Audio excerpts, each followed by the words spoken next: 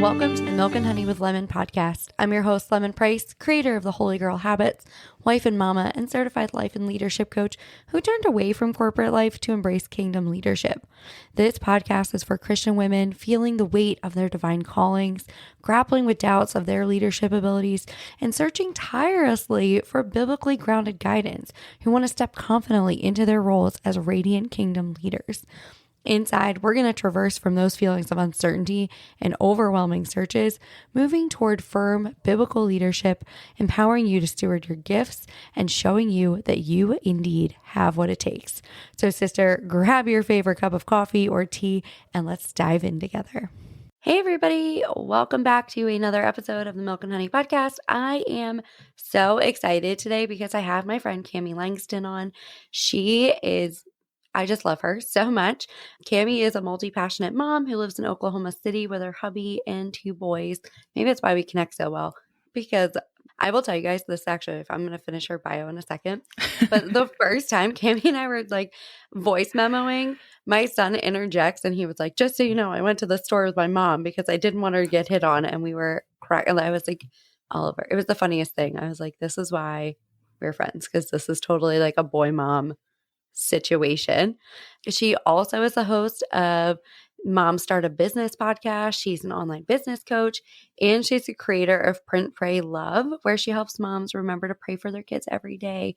And I'm just obsessed with what you do. So welcome, Cami. I'm so excited to have you here. Thank you. Thank you for having me. Yes, I feel like there's just some people that you're like fast friends. You don't have to work too hard to come up with conversation, and you just get each other. And I feel like it was definitely that. So I'm glad that we connected, and thank you so much for having me. Yes, I'm so excited. And yeah, it really was like that. I feel like all of our messages we ended were like, sorry, you did not ask me to ramble on for 7 minutes, right. your DMs, but that's fine. And so I love you. And I'm so excited that you're here. So I wanted to talk about a couple of things with you because you have this really interesting journey. And I feel like that's also why we connected. You were so polar opposite in our viewpoints and everything. So I'd love to hear a little bit of your background, friend. Yeah. So let's see. I'll try and condense it all into a short story here. But before I had kids, I was a high school math teacher. And it was definitely something that like I feel like the Lord had laid on my heart, just like a burden for education. And all of the schools that I taught in and the students, especially that I was working with, tended to be lower income, struggled in school. And that was just my heart. But it wasn't necessarily a job that I knew I wanted to do for the rest of my life. It was for a season. And the plan was always to wait a little bit, to have kids, and until we were in a better place financially, that my husband would be able to support us on his income alone while we, quote unquote, accidentally got pregnant. We know how that happens. Right. And it really wasn't completely an accident, but we ended up getting pregnant before we really were where we thought we needed to be able to afford me staying home. But I really just knew that's what I was supposed to do. And when I crunched the numbers, it was like, I live in Oklahoma, which we have like notoriously low salaries for teachers.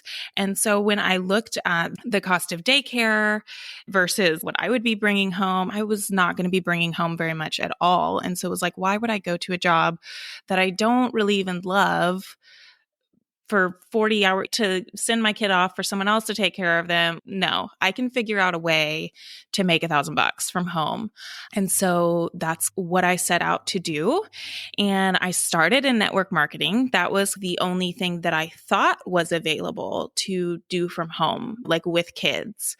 And so that's where I started. And I dove in to that whole world and was trying to learn as much as I could to be able to grow it. And because I had a baby, I didn't want to be doing all of the like in-person things. Do you remember that day? I feel like that doesn't really happen anymore with network marketing, but it used to be all like in-home parties, right? Oh yeah. And I think my so, mom still goes to some, like, for Pampered right? Chef and stuff, There like, are still some. there's Yeah. still some that happen. I've definitely Right. been to Pampered Chef parties Right. in my 30s. Yeah, and I always loved them. My sister actually did Pampered Chef for a long time, so, That's so funny. I'm like, yeah. I've got a lot of Pampered Chef, in Right? the kitchen. Oh, yeah, me too. My whole kitchen is basically Pampered Chef.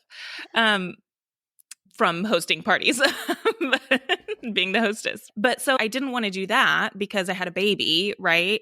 And so I really was looking into the online world. And I've always loved tech. Actually, even as a teacher, I was kind of the one in the school that was like figuring out all of the tech stuff. I had a class set of iPads and like that's mainly what we were doing. So, anyways, tech has always been my thing too. And so I really just dove into this online marketing world and trying to figure out like how can I make this work with network marketing. And just through that, there were lots of different things, but I ended up seeing a need in the network marketing company that I was in, just a problem that a lot of people were having, and I had figured it out. And so I put it out there of, hey, I'm thinking about creating some resources around this. Would anybody be interested? And I just had a crazy response from it. And okay, I guess I'll create something. And so I ended up being a course for the distributors, like specifically in this network marketing company, and launched it, and people bought it. And it was like, whoa, okay. I just put something together based on something that I knew how to do, something that I was good at, and people actually wanted it and paid me for it. And immediately I knew that I wanted other moms to know that was an option too, that you didn't have to necessarily go the network marketing route. You could create something based on your passions and your skills and sell that online. And so it's been a long journey since then of lots of imposter syndrome of who am I to do this, and creating other things and doing other one-on-one services, web design, and just creating my own membership. I have another membership that, like Lemon said, helps moms remember to pray for their kiddos. But I am finally circled back around to just really stepping into this mission of mine to help moms take something they're good at, something they're passionate about, package it up and sell it online so that they can be home with their kiddos, but also making a difference in the world and online, and also making an income to help their family. So yeah, that's where I'm at. Long story short, not really short. I know. I love this story so much because I think what's really important about the way you started with your own thing is like you saw a need, you met a need, right? Like you polled the audience, right? To make sure this was exactly what they wanted. Like you didn't just go into it blindly. For sure. And I think I see it all the time because my background's in marketing. I used to own a marketing agency. And so I would have people come to me all the time. They're like, I think this is a great idea. I'm like, cool. What market research have you done? They're like, well, none. I'm like, okay, great. They like dreamt it up and have never asked their audience if it's actually something that they want. And then they spend all this time and money and everything, and it doesn't go anywhere. Yes. But you did the opposite of it. Yes, for sure. It's so important. And it's the first step in the process that I teach is market research. There's so many people, like you said, that, oh, I've got this idea, I'm going to create it. And they spend months creating a course or creating their program, designing the website, doing all of these things before they've even tested to see if it's something that people actually want. And then they go to launch it and nobody buys it. And I've talked to several women who have even taken like big gurus courses on how to create a course, how to launch a course. And they do all of the work and then they put it out there and nobody buys it because they didn't do that first step of really figuring out what it is people want and will pay for. Oh, I like what you said. Not only what they want, but what are they willing to pay for? Yes. Oh, yes. Yeah. And that's the key is what I teach is starting with a beta launch or a pre-sale. You can call it whatever you want, but at least selling it and having people pay you before you create it. I don't want anybody to spend, like I said, months creating something before you've actually validated that people will pay you, because people will tell you that they'll pay you for it all day long, right? Yeah, I want that. Yes, that'd be awesome. But when it comes time to actually pulling out the credit card and paying you, it's another story. And so that is the ultimate validation, is actually putting it out there, putting your offer out there, saying this is what is going to be included, or even what I'm thinking is going to be included, and letting people know it's not created yet, but you're going to get the best price that's ever going to be available. You're going to help me create exactly what it is you want, right? Because you're going to be able to get feedback along the way, and then actually having them pay you for it before you create it. I love that so much. That's how I launched my one of my signature courses. Is I had a beta round of people, and it was constant every week. Like, it was required if they were going to be in this beta round to send me feedback every single week. Yes. And now it's my most popular course. I get tagged in a post at least once or twice a week from somebody random taking it, and I'm like, this is so cool to watch. But it was a long course. It was like 12 weeks long. And so there was a really long beta period, but it has paid off exponentially. Yeah. Since. Yeah. Yeah. And that is definitely one way. Did you have people pay you, or was it a free beta? This one I did a free beta, but then it was funny because they started seeing testimonials. And so I had random people pay me to join the beta. I love it. Yeah. Yeah. Like, so I pay you for this. Yeah. And I think that there's like a time and a place for both, and both can work. But I think, if you, it also depends on your situation, right? If you're in a place where like you don't need to make money right now, then maybe offering it for free for some. But the key is, I think, like you said, you have to require feedback and you have to require participation, because that's a big thing too, is the money and the people paying you isn't just for you. It's for them. It's their buy-in, right? Like, I'm sure that there's been a lot of freebies, right? that everybody has downloaded, and you've never even opened the email, right? That they sent it to you because it was free. Like, you had no buy-in. And so it's not just for you, it's for other people to actually buy in, so that you have people that are going to do it, so that you can, like you said, get the feedback, get the testimonials, because that's the biggest part, right? The first time you launch something, you want to be able to get those success stories so that then you can have social proof when you go and launch it again. I really love this so much because I'm the queen of like freebie sitting there. But it's really funny. I actually don't like paying for something in full, because I've learned when I pay for something in full right up front, I don't put the same effort into it. Oh, that's interesting. So like my first business coach, it was like I paid her $5,000 up front, paid her in full. And then I got in and I was like, I don't actually, like, there was things I didn't completely jive with, but I was like, the money's already gone. I spent it. And so I didn't feel that pain of having to pay for it. Yeah. All the time too. That's a really good insight. And so I've never thought about that. I've never thought about that, but I think that's true. And I tend to pay in full, just because normally you get like a discount or whatever for paying in full, or there's extra bonuses or something. But that's true. When I think about, there has been a handful of times where I've done a payment plan, and it hurts a little bit more, just because, and you're like seeing it every month. And so it is just that incentive to stay involved. That's good insight. It's so weird. My husband like laughs at me. He's like, you can pay for this in full. I'm like, I could, or I have to look at it I'm like so old school. I have like an Excel spreadsheet with like money coming in and money going out and everything to track all of our finances. Nice. And so I'm like, it hurts a little bit when I see that I have this payment on there for $200 a month. Yeah. And just a reminder that, oh yeah, that's there. I should be doing something with that. Yeah. I feel like that. I have like memberships, right, where they're like, you can pay in full for the year, but then I'll get the receipt email from them. And I'm like, I literally did not log into this once this month. I better go do that right now. It's so weird. Maybe it's just me. Maybe it's like a no. Yeah. But I think it makes sense. It makes sense. Oh, I like it. I love it. Like, I'm like telling on myself. So if I've ever paid for your program in full, just know I probably did not complete it. To be completely honest, like, just know I probably did not do that at all. And so I love like the mission that you have here. Who are you like working with specifically in your business? Yeah. My ideal person, right, who I jive with the most, and if I could pick anybody and who my best success stories have been, are moms that are stay-at-home moms that just know that they have something inside of them. They love being a mom. That's the most important thing for them. That's where the majority of their time is going.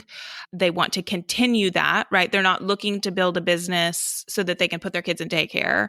Like, they're looking for something that, one, gives them just a sense of purpose outside of motherhood, something for themselves, something that gives them something to think about and dream about while they're doing the mundane things of motherhood, something that uses their skills, right? Because I think a lot of times when you leave your job then to stay home, you can really miss just that feeling of accomplishment. There's something to having a to-do list and projects that you're working on. And when you all of a sudden don't have that and it's just the same thing every day of changing diapers and doing dishes and all of those things, like, you don't feel quite as productive, even though it is very productive. It is very important and it is, but you don't feel it as much. Yeah. So just a mom that's looking for something, right? Something outside of motherhood, something that will provide some extra income, whether that be $500 a month so that they can pay for their kids' gymnastics or private school or something like that, or whether it's they really do want to build $1 million business. Either way, it all starts the same. It's obviously up to you whether you want to keep going and market more and grow it, or whether you just want to spend a few hours on it every week and make a little extra money. Yeah, that's who I'm driving with. I love what you just said because I read a book last year and it was talking about just like this wave of feminism and how it's changed the way women operate. And it was talking about like women before like the second wave of feminism, right? Because the first wave, like 1800s-ish. Sure. So like before the second wave in the 60s, women it was really fulfilling because they were, if they didn't live in a city, they're farming, they're making clothes. Like it was way more than just for washing dishes and like making dinner. And so it was really interesting. They were just talking about how women before the 60s felt so fulfilled in their role because they were still working. It may not have been outside the home, but they were still working. So I really love that we've come full circle in that now I don't have to leave my house and can still provide for my family.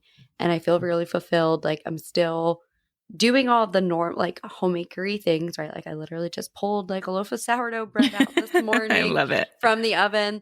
But then like I'm here recording the podcast, but like the laundry is going. And so I feel like this sort of gives women like the best of both worlds. Yeah. And like, I love that you talked about giving them a sense of purpose.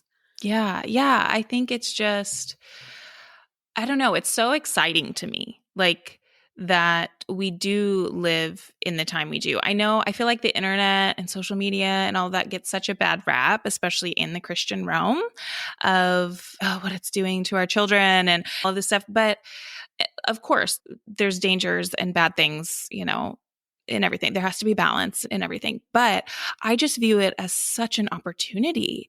Like, just, it's so cool that we have the ability to, like you said, be with our kids, take care of our home, be present, and then also do something that lights us up and provides for our family and allows us to connect with other people. Because I think too, especially nowadays, motherhood can be really isolating. And that didn't used to be the case, right? Like, people were more in those quote unquote villages, right? That they say like it takes a village. And I feel like a lot of people are like, where's my village? And because that's not how our society is set up anymore.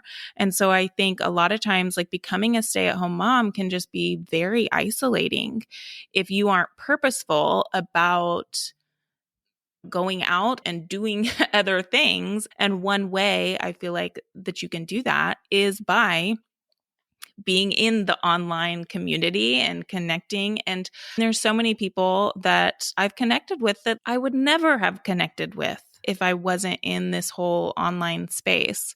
And they become friends, like legit friends. We might not see each other in person, but we're still friends and we talk like often. And so I don't know. I just think that there's so many benefits. Like it's not just, oh, I need to make some extra money. I think there's so many things just on a personal level too that it affects. I love that you said that because I think my husband like laughs at me all the time because I have people that I've been friends with for on social media and stuff. And like some of them I've met in person, some I haven't, and that's totally fine. But even this morning, I just saw like one of my friends that I met through business. She used to be my coach. She's in my neck of the woods. Like she posted something in like downtown Savannah. And I was like, but didn't say that's where she was, but I recognized that. I was like, girl, are you in my neck of the woods? She's like, I am like for a week. I'm like, okay, let's get together. And it's so cool to actually had a really funny experience happen the other day. I had somebody message me. She was so sweet. She was like, hey, can you check out this VSL for me and everything? Can I get like your back on it? And when somebody messages you, it tells you like their location. And I was like, do you live in like my town? And she was like, yeah, we just moved here like a few months ago. And then this is the weirdest thing. She was like, wait a minute, don't we go to church together? Didn't your husband like, just lead like the closing prayer at church? And I was like, yeah. I'm like, hold on. And I like look at her pictures and I'm like, wait a minute, your husband just gave this talk on this very thing that God has been like pressing into me. And I had my husband be a weirdo and go ask your husband for this talk. And so now cool. We like hang out on a regular basis. But I'm like, it is so cool to see the way the online community can become actual community too. And my husband and I'm like, if I ever had a wedding, I would probably invite these people that I've met online to be my bridesmaids or something because I'm closer with them than I am with like my community growing up because they're not in the entrepreneur. I grew up in a small town. They're not entrepreneurial in nature. And so a lot of them do not understand what I'm doing, which makes it even more isolating. Yeah, for sure. For sure. You have to, once you do start to get into this world, I don't even feel like my husband really gets it. It's just, it's a whole different world. But so you have to make sure that you are making those connections because you'll feel crazy if you're doing it by yourself. So. Yes, I love it. Yeah, there's so many times like my girlfriends will call me in the middle of the day because they're stay-at-home moms. And they're like, what are you doing? I'm like, oh, I'm like updating my sales funnel. I'm like doing this, I'm doing that. And they're like, cool. I'm like watching Bluey with my child. And I'm like, okay, that's fine. And I'm like, oh, I just have this deadline that I'm trying to accomplish. And they're like, don't you work for yourself? What is this deadline that you're stressed about? I'm like, yeah, it is self-imposed, right? But I have to be disciplined myself in order to make that happen. And yeah, it's been so important for me. And I know for you and for anybody else listening to have a community who actually understands what it is that you're doing and trying to accomplish and hold you accountable to the things that you want to accomplish. Yeah, for sure. I love it so much. I love this. Okay. Tell them about the other membership that you have and what else you've got going on. Yeah. I want everybody to come work with you. Okay. Yeah. If for the whole online business thing, what I do is help moms, like I said, take something they're passionate about, something they're good at, figure out how we can package it up into either a course or a membership or group coaching or whatever that looks like, and then do that beta launch. Yeah, if you're interested in that, that's my jam. So I actually even have a training that goes more into depth on that, on my Mom Start method, which is walking through what I do. So you can check that out. If you go to CamiLangston.com, that's where all my links are, and you'll see the link to the training. But then on the other side of things, my business, Print, Pray, Love. So I have a membership that sends a text every day with something specific to pray for your kiddos. So every month is a different theme that we focus on. It's super short and just a little prayer just to make sure that we are intentionally praying for our kids. I was so blessed to have parents that started praying for me before I was even born, and then all through growing up and even now.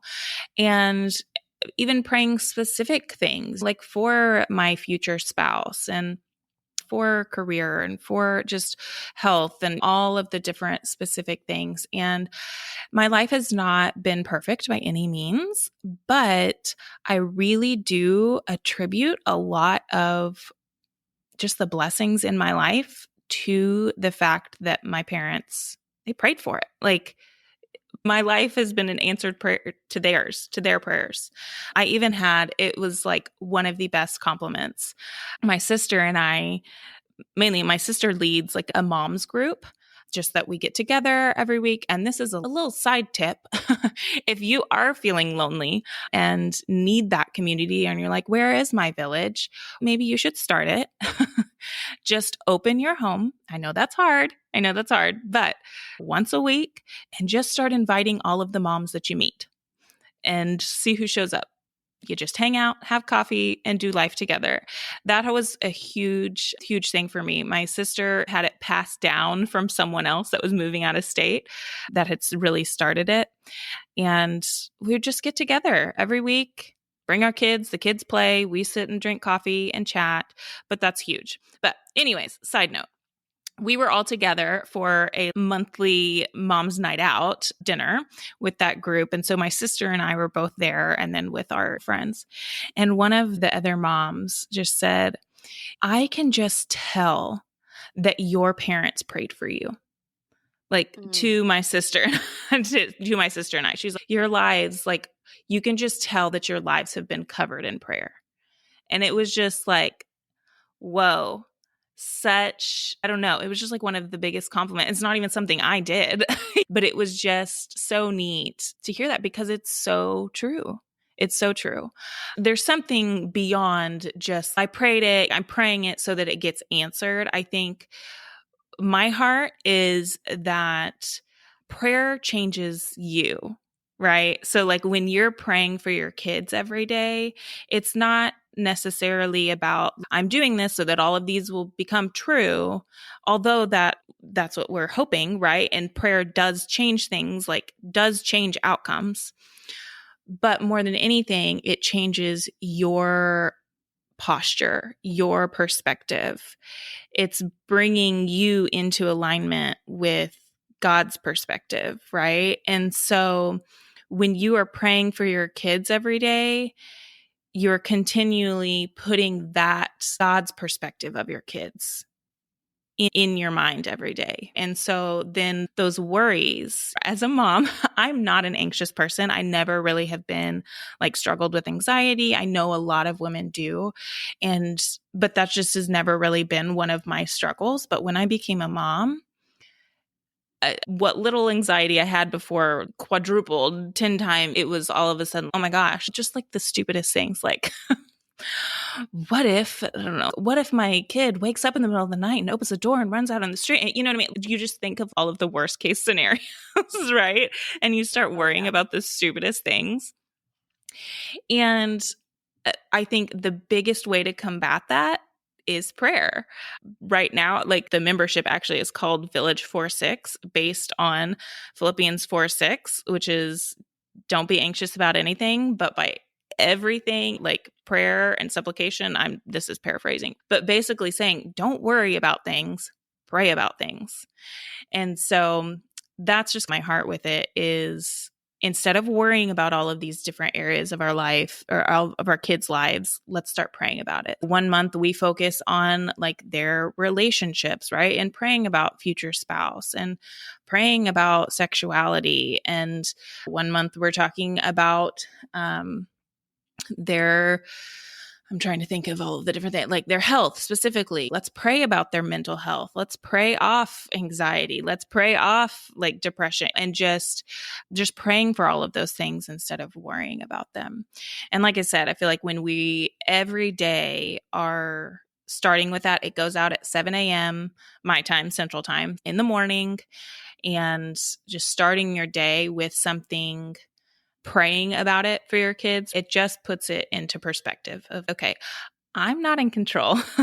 Yes, I want to be the best mom I can, and we have to take practical steps to do that, and we have to build skills for that. But ultimately, God's in control. There's nothing God can't redeem. And I'm not going to, by myself, raise a wonderful human being that loves Jesus and is kind and successful. There's things I can do that will hopefully maybe help. I don't know. But ultimately, that's not in my hands, right? Like, God's in charge of that. Yeah, that's a heart behind it. That was a long answer. But yeah, so that's my other membership that I have going on. Hey, y'all, I would 10 out of 10 recommend you go check it out. Did you just hear the passion in this woman's voice talking about it? And what a beautiful compliment. Yeah. What a beautiful compliment. I hope one day somebody says that to my boys and Exactly. they feel that's just, that like got me in the mom field. What a beautiful testament. I'm just so inspired by what it is that you're doing and these two sort of missions that you have. And I love it so much. Thanks. So guys, I will drop all of her links in the show notes for you. Please go connect with her. Like, just go and do it. Your kids need it. You deserve it. Go connect with her. So thank you so much. Thank you so much for having me. Thank you so much for listening to the Milk and Honey with Lemon podcast. I am so grateful you were here. I hope this episode has helped you move from feelings of doubt and uncertainty towards stepping confidently into your God-given leadership role, fully equipped with biblical wisdom. If you enjoyed this episode, please take a second to rate and review. Each review helps us to reach and inspire more Christian women leaders just like you. Don't forget to share your takeaways, post it on Instagram, tag me anywhere you're on social media, and I'll see you next week.